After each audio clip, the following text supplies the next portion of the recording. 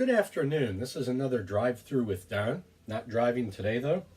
Wanted to talk to you about something called the pit of doom. I remember hearing a concept like this many years ago, and we've adjusted it since then. You know, when you go through a difficult time, people start to get very frustrated and very upset, and they basically want to give up at many times. As they do this, things get worse and worse, and then we kind of hit the down part of it. That seems to be the deepest, darkest part of it. And then you begin to figure out what to do, and there's this upswing.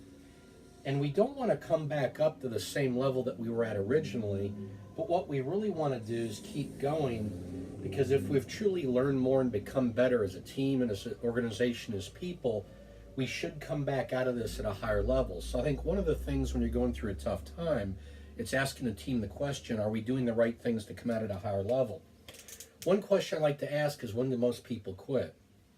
Well, I get a lot of different answers on this. Sometimes it's here, if somebody's weak, has not had experience with negative things, difficult things. A lot of people say here. The reality about here is not as many quit. Right there is the intensity, the frustration. How do we do it different? Are we learning and becoming better? And a lot of times at that point, it's actually exciting, and they feel like they got to get through it. We find the vast majority of people quit at this point. The mystery is gone. They have the answer. They don't have to keep pushing. They won't persist. They won't codify, get it into a process. The really great people keep persisting and are able to take it up here into this upper part.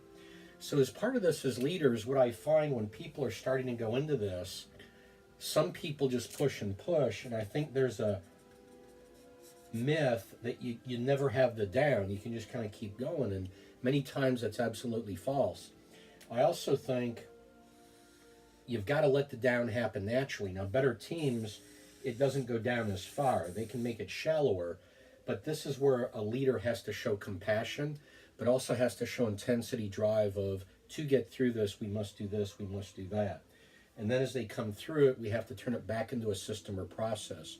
If I took a look at the reality, if I took at 10 years of an organization, is basically they're going to string together a lot of downs and ups, and this is really what the chart is, but it's an on and upward scale over a period of time. This is what we're trying to do. So when we look at a history of a company, and we're trying to demonstrate that not only do they have the ability to do it, but they've already proven in the past they've overcome problems to be able to do this, is we'll go back and look at this history and then say, okay, based on what you've learned, what do we need to be doing to overcome this next big challenge? And by the way, the big challenge may be something you've never had and it doesn't feel overcomable, but it really is.